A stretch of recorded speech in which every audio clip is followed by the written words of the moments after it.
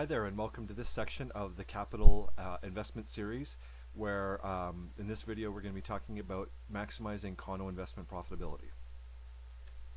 A bit about myself: my name is Randy McDonald. I'm the president of Heresy Condo Marketing. We're specialists in investor-focused condo email marketing solutions. We've been involved in over 40 pre-construction condo projects in Southern Ontario and published over 900 real estate articles online since 2008. And a bit about the developer of Kingston's Capital Condos and 8 developments. They're a condo and townhome specialist, 20 years experience developing in undersupplied areas outside the Greater Toronto Area, including Waterloo and Kingston. There is the Future Capital building in downtown Kingston. So there are 5 separate videos for the overall capital presentation. The first is the one you're watching now, Maximizing Condo Investment Profitability. Second is Ontario's undersupplied condo markets, a 2-parter, first on Waterloo, next on downtown Kingston. Third is on Ontario's best and worst condo markets. Fourth is financial analysis for the capital condos. Fifth, accelerate your condo portfolio's growth with refinancing. The first video you're watching now, the third and the fifth are good information for any condo investing, not necessarily the capital, but just condo investing knowledge in general. And for specific information on the capital as an investment, you want to be looking at the part 2 where it's the downtown Kingston presentation, and part 4 here, the financial analysis for the capital condos. So let's dive right in and talk about condo investment profitability and how to maximize it. So really there's 4 key ingredients for buying right with investment property for minimizing your loss and maximizing your long-term return on investment. You know, there's an old saying in real estate that says you don't make money when you sell real estate, you make it when you buy. Okay, so buying right is really key, and so there are 4 key ingredients for buying right. And so they are: first, you want to have the lowest purchase price. Second, you want to be buying an emerging property market. Third, you want to have constant monthly revenue when you're having a tenant paying your mortgage. And fourth, you want to have maximum monthly income. So we're going to delve into each of these in detail as we go along. So first, lowest purchase price. So it's the old adage, buy low, sell high. So it's the first rule of stock market investing. It's actually the first rule of real estate investing too for the savvy investor. It's conventional wisdom in the stock market, much lesser known in condo investing, and you're going to see why as we go along. So second is buying, the rule is buying in an emerging property market. Okay, so there's 4 phases of all real estate markets. All real estate markets can be by city or by neighborhood. Okay, real estate has always been a local business, and so this can apply to a city or a neighborhood, each of these phases. First phase is an early market, second phase is an emerging market, third is an established market, and the fourth is a mature market. And on a scale of 1 to 10, 10 being the best, emerging market is the best. It rates an 8 out of 10. And there you can see the rating for the other types of markets. And you're going to really see in this presentation why emerging market is where you want to be at when you invest. So it's very important to understand which of the 4 phases a city and a given neighborhood within that city is in today. It has a huge influence on your property's long-term profitability. And again, an overall city and a given neighborhood in that city can each be in different phases. Okay, you can understand, there can be parts of Toronto, for instance, that are, mature market, or established, but then there's early market neighborhoods within that. Okay, and you'll see as we go along how that plays out. So savvy investors look for and buy in emerging property markets the most profitable markets. And so what I mean by emerging is that it's a neighborhood or area that's moving from relative obscurity, which is characteristic of an early market, to surging demand for local properties. Okay, emerging market, and this is really the sweet spot of investing. So emerging markets are imbalanced supply and demand markets with clear measurable proof that current property demand is considerably greater than current property supply for at least one type of property, for instance condos. Okay, so that's the basic definition. So emerging property markets will gradually become established property markets in the coming years, becoming more balanced as property supply grows towards meeting property demand. For instance, new condo projects started. And in general, there's less profit for investors with established markets. You could think of them as mainstream markets than emerging markets. Okay, and moving further along, as established property markets become more and more supplied through time with new projects, they become mature property markets in the coming years, once again becoming imbalanced as property supply grows beyond property demand. So with mature markets, in a word, saturated markets, investor profits decrease and even less than established markets. They're even less than established markets. So properly timing your condo investments by buying in emerging property markets before they become established or mature markets is very important for maximizing your long-term return on investment. Okay, so the rule of thumb with emerging markets and identifying them is, put it simply, the earlier you buy, the less you pay, the more you get, and the more likely you earn long-term. Okay, so the golden rule is avoid buying too early or too late in any real estate market. And here we're going to go through the consequences of buying, possible consequences of buying too early and also too late, and what those scenarios look like. Okay, so buying too early, this is when you're buying in an early property market, the first phase. Okay, so they can have a attractive low purchase price, but the property's appreciation rate is stagnant due to the current balanced property supply and demand in the area, or little demand, and therefore the demand simply isn't strong yet for that area. And the thing with early markets is it can take many years, even over a decade, for the early market properties to appreciate much in value due to the lack of market. Okay, so I want to give you some examples here of, in general. For instance, it's an undesirable location, and this is often characteristic of rundown neighborhoods beside or near desirable ones. A good example of a rundown neighborhood beside rundown ones is Parkdale. Okay, so Parkdale is in the west end of Toronto. All right, and it's basically the eastern border is Dufferin, and western border is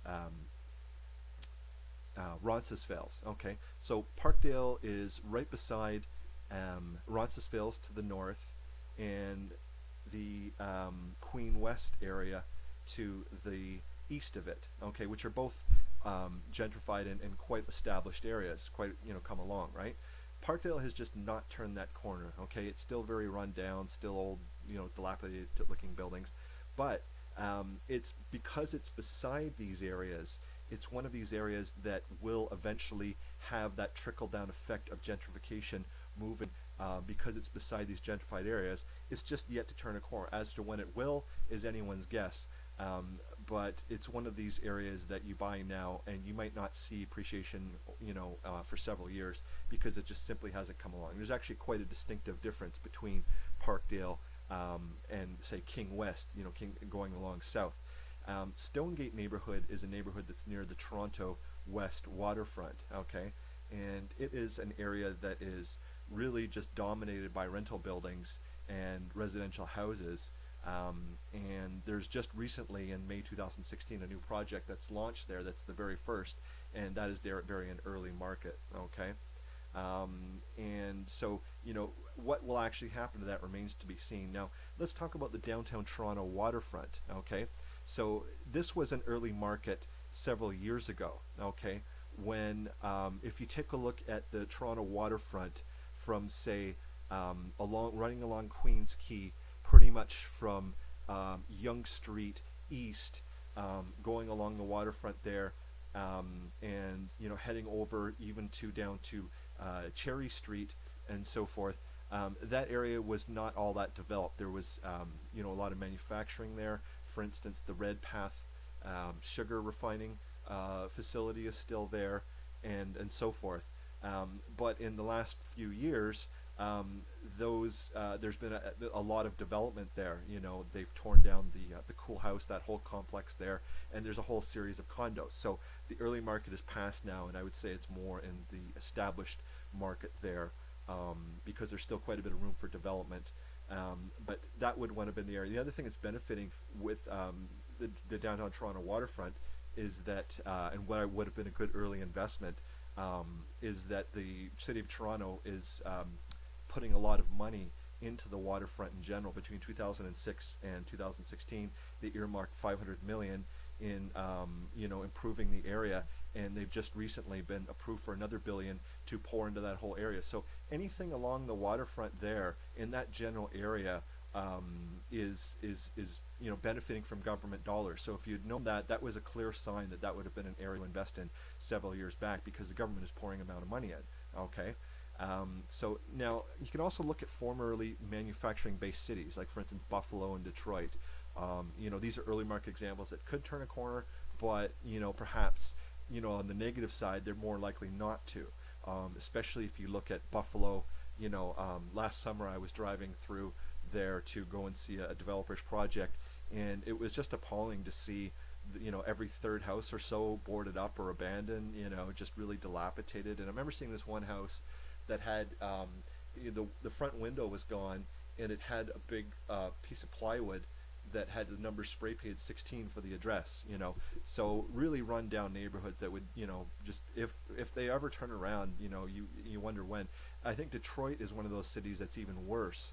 There's a great documentary on Netflix all about Detroit. It's called Detropia, that really talks about how it really is a it's a faded city. It was 1930. It was the highest, fastest growing city in the world, no doubt because of the auto industry. And today it's just, it's a shadow of its former self. And that documentary is a very vivid example. So Buffalo and Detroit are really kind of two cities that are just haven't, especially Detroit, have really just kind of clung to their past and have suffered as a result. 50% of the population of Detroit has left in the last 30 years. But then you have an example of something like Hamilton, which is more positive, where they have not clung to their past as much, that they are changing, they are transitioning. There's a big entertainment industry there. The healthcare industry is there because of McMaster University, a well-known medical program there, and because of its proximity to Toronto. So this is one of these early markets that's becoming sort of an emerging market. It was Hamilton. Now you want to look at other areas, for instance, examples where you have underdeveloped areas with few amenities, like for instance where they're beyond the edge of the suburban sprawl, say in the Greater Toronto area. Looking back, say at Markham circa 2003, I actually lived in Markham at that time. I was living in a basement apartment a few years after I got out of university, and so basically the area at the time was just land. I mean, it was cheap. I was right on the fringe of the urban sprawl there, right at Markham Road and Steeles, and there just wasn't really much in that area. It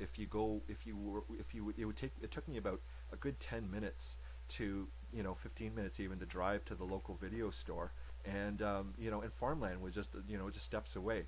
And so because land was so abundant then, it would have been difficult to get a rental property, because people, it just in terms of condos and that sort of thing, there wasn't a lack of land, right? And it was relatively cheap, and so people would just buy houses instead. But Markham would certainly be different today, much more developed and much more amenities in the area. Different story. But back then, it was just basically, it would have been an early market at that time. Okay. Now, here's the flip side, buying too late. So what you want to do is you want to be wary of mature property markets. These are the hot areas with many years of consistently proven and obvious high market demand and lots of supply. Downtown Toronto is a great example. Okay. Mature condo markets are saturated commodity markets. You can think of it as a cookie cutter, meaning their local resale market is fiercely competitive, mostly on price, and there's hurting the capital appreciation growth in long term. It's often a question of who's got the best amenities, and they're always adding new things. How much can you add? And so the more supply is, the more of a commodity is. And so a telltale sign of a mature property market is where you have very imbalanced neighborhood. For instance, you see an area where there's loads of new high-rise condos all clustered together, very little land for each one, and then there's relatively little commercial development or recreational resources. Okay, here's an example of that. This would be the Humber Bay shores of Toronto West. This would be the northern part, which would be at Park Lawn and Lakeshore, in the northwest part of that block, where this is the view from that corner, and you can see that there's a ton of condos just around there, and actually relatively little commercial development. So this I would characterize as a mature market, the Humber Bay Shores North area. And so if you buy in a mature market, the competitor buildings have a big impact on your unit's monthly operating income and your long-term capital appreciation rate. And the biggest problem with buying too late is that property is expensive from day one. Due to the high demand in mature markets, the land acquisition costs are very high for developers in such areas. I'll give you a good example. The Mirvish family and the annex in downtown Toronto. So the Mirvish family has owned the property of the Honest Edge building, which is the northeast corner of, the southwest corner of Bloor and Bathurst. Okay, so they've owned that for many years, since the 40s. And so for years they were buying up properties on the street beside that, which is Markham Street, and buying up properties for many years individually, and just accumulating land. And so I actually know the owner of the karaoke bar that's in the block beside Honest Ed's there on the south side. And what he told me is that they have to close at the end of 2016 because the land has been finally sold. It was actually sold to the developer of a luxury condo developer from Vancouver that's known for developing the Shangri-La Hotel. And so they're probably intending to put a luxury property there. And so what the karaoke bar owner told me is that the 2 blocks that they had of the land that the Mirvish family owned, where Honest Ed's is in the block there, plus the houses behind on Markham Street, was sold to this developer for $300 million, according to him. So when you have that much upfront and costs, it inevitably trickles down to the investor, and that they will be paying more. Okay, so the result for developers charge investors much more for condos built in established or mature markets than emerging markets. Okay, so first of all, you got the higher purchase price, and so that means that over time you're paying more interest on your mortgage because you have more money to mortgage, and so you're paying more. You're also paying higher property taxes because the assessed property values can be higher, and you're going to be paying higher monthly condo fees. The condo fees are certainly higher in more expensive properties.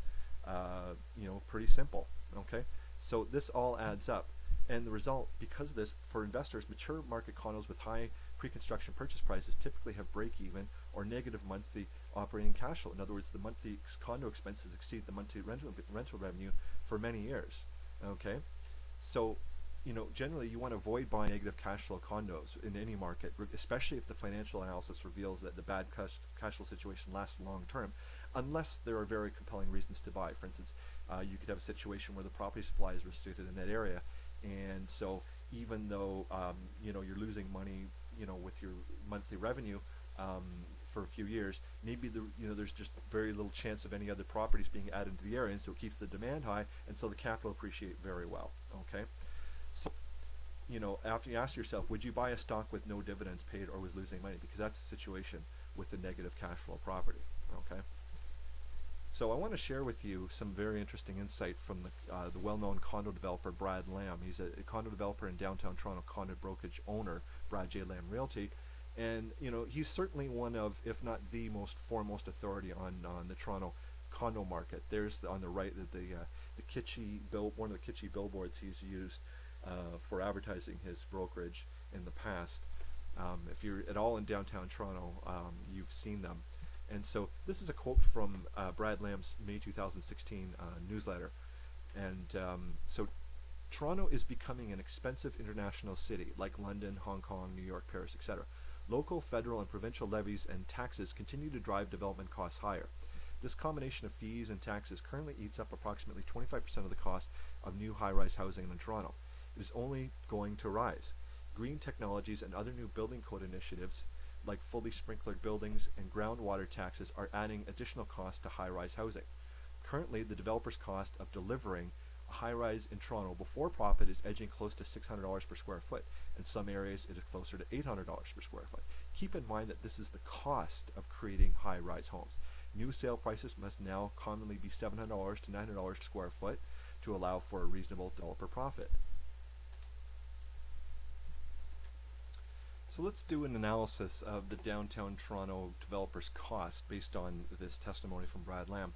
So let's take a look at what a one-bedroom unit at 560 square feet looks like in terms of the developer's cost, wholesale cost, if you will, to produce such a unit. So at $600 per square foot, that cost of the developer is $339,000.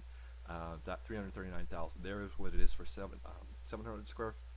per square foot and for $800. Okay, so it's really getting quite high. And so, according to his numbers, to make a profit, this is what you're looking at. This is the price. Okay, so for 560 square feet, so at $700 per square foot, you're looking at $400,000.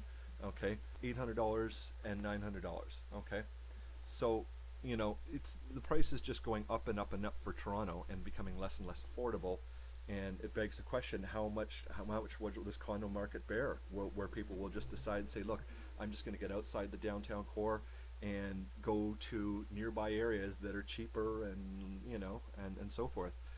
So um, so let's compare also. Another significant factor is the condo fees. Okay, so let's take a look at the condo fees for a one bedroom, 560 square foot, comparing the capital to that. Okay, so the capital is got 31 cents per square foot, and so the monthly fees for this condo would be 175.46.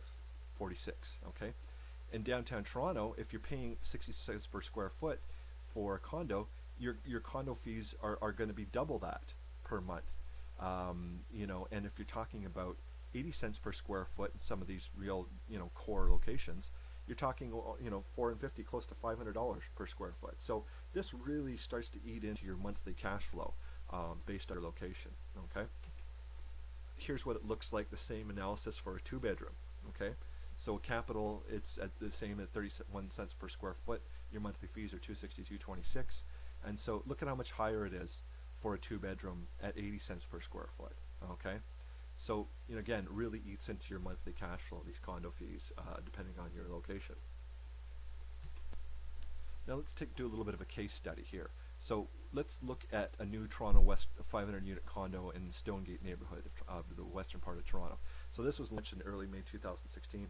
So the current post-launch pricing starts at $292 for the one bedroom, and so that works out to $500, $518 a square foot, and 53.5 cents per square foot for monthly condo fees. So quite a bit less than the 60 to 80 cents for downtown Toronto. Okay, and also this project does not have a tenant guarantee, whereas the capital does.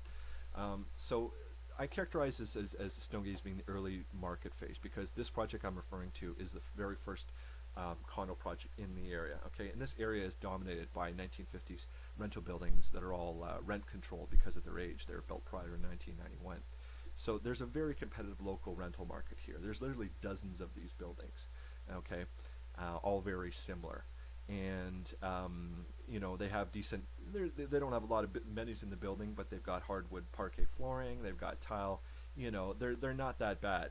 And if people are especially looking to save for a home, some people just bite the bullet, and rather than getting a nice condo, they will rent here for this area for a few years, and use that to save up, and then buy a condo. Okay, so one bedrooms in these old buildings are currently renting for about $1,000 to $1,100 a month in this area. Okay, so taking a look at this, the mortgage and details and so forth for this particular project I'm referring to. Here's what you're looking at for your total purchase price. You want to have parking. You would need parking in the west end of Toronto. It's not like downtown where you can just go everywhere. The walk score for this particular property is only 33 out of 100. Walk score is a rating system website for properties and assessing the number of amenities in the area and how walkable they are. And so there's your price per square foot, and there's all your mortgage info. Okay.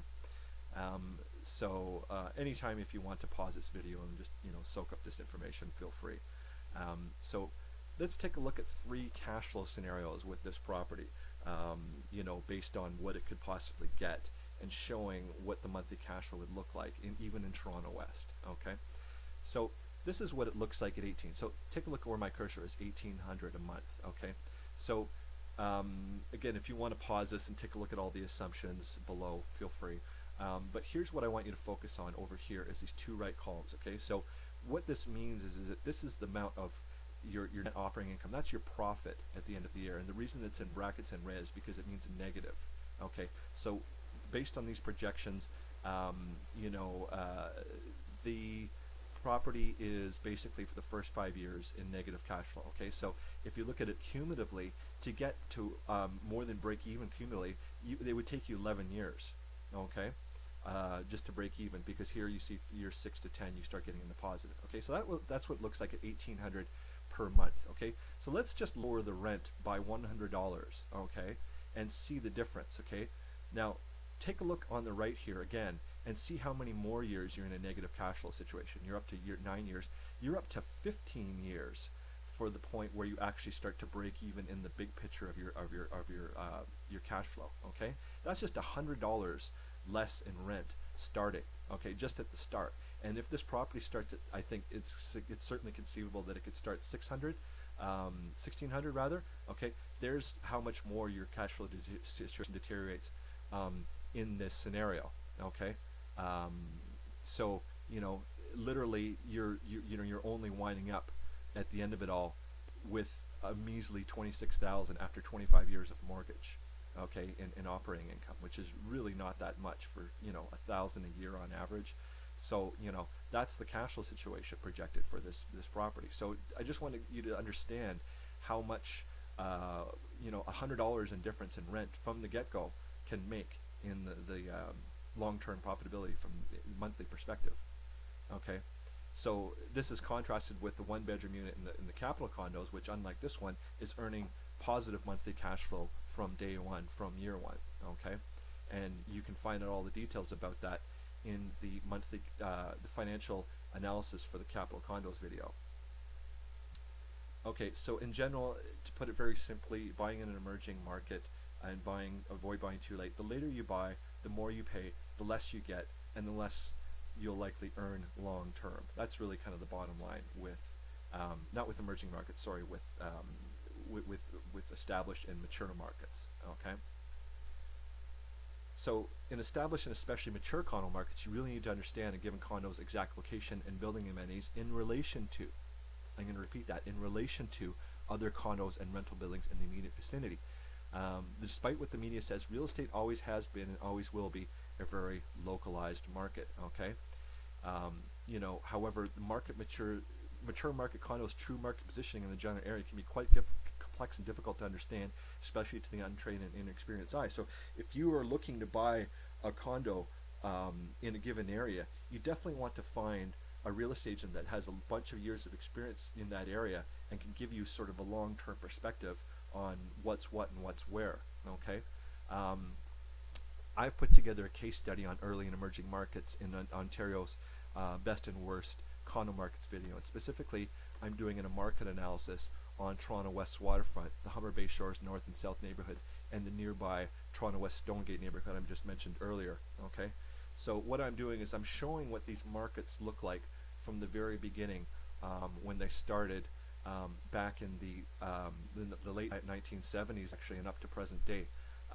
This is an overview Google map of the waterfront area, and those color coding are showing the different market phases. So I get into all the details about this in this video to show how a given area has gone through the four different phases: early market, emerging market, established market, and mature market. Okay.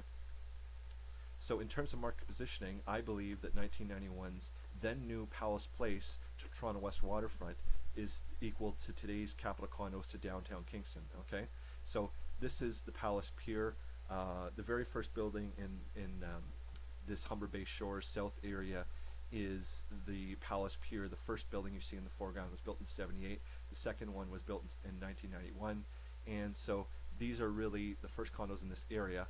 And so you could say that building on the right is very comparable to the Capitol in downtown Kingston, and that video goes into the various reasons why. So the question is how do you buy at the right time? How do you buy at the right time? What you want to do is the following. You want to buy where prices are still low. So property prices low relative to established property markets.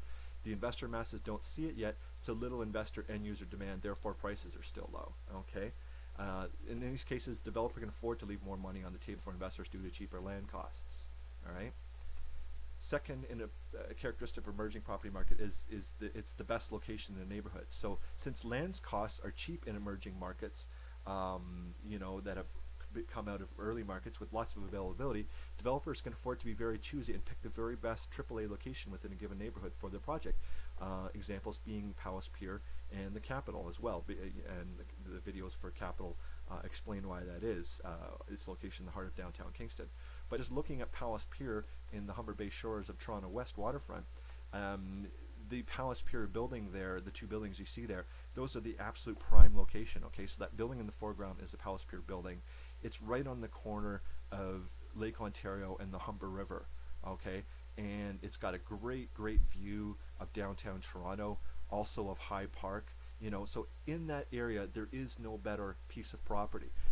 You'll also see that they've actually got quite a bit of spacious property there too. That's another advantage with buying early, is that there's more land because it's cheaper. And so so here you see that there's a tennis court, for instance. Whoops, where's my cursor going? Oh geez. Okay, I'll just jump back there. So just going back here, like this area, if you see here, there's a tennis court over here, and it's a bigger piece of property. And the same is true with the Capitol. Here is the Capitol's location in downtown Kingston, and this is the waterfront. This is the location right here, and so this is the view. It's got a really terrific view of this entire landscape of Kingston Harbor and so forth.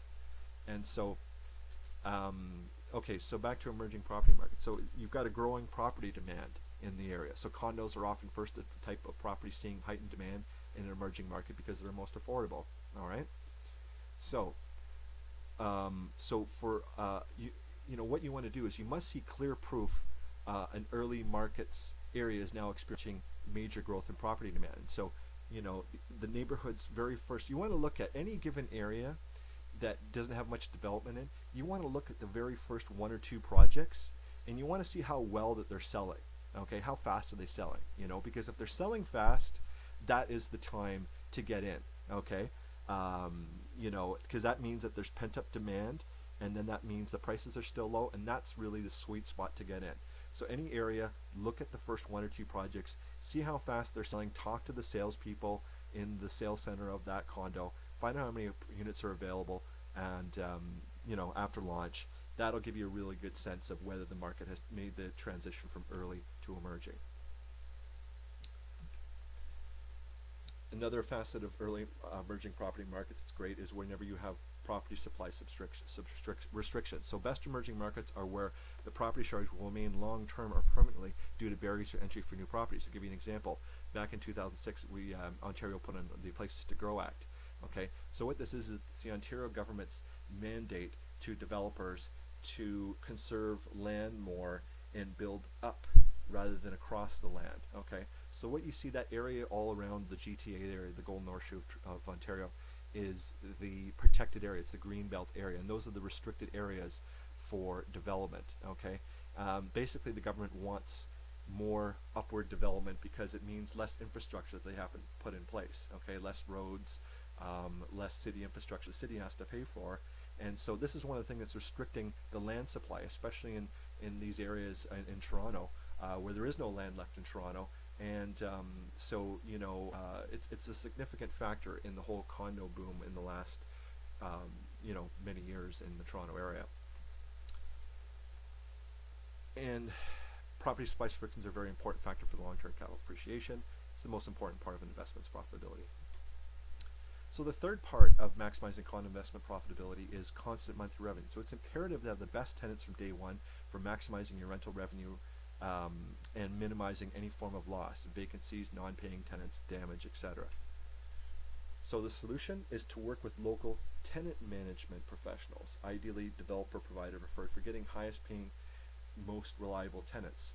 An example being Innate Developments has worked with Doma Student Housing for their past sold out Waterloo projects, and it's been a big advantage because they're professionals, they're experts in the student housing market, they've got a lock on it. Okay, and so they can really do everything you need with the tenants so that you know that you have monthly revenue coming in at the highest rate.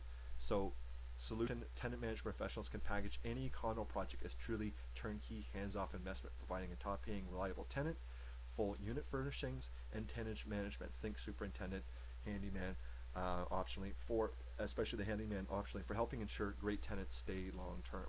Okay, so the tenant management company is really an ideal complement to the property management company all condos have for handling common elements of the condo building your monthly condo fees pay for. Okay, so you want to have both tenant management and property management.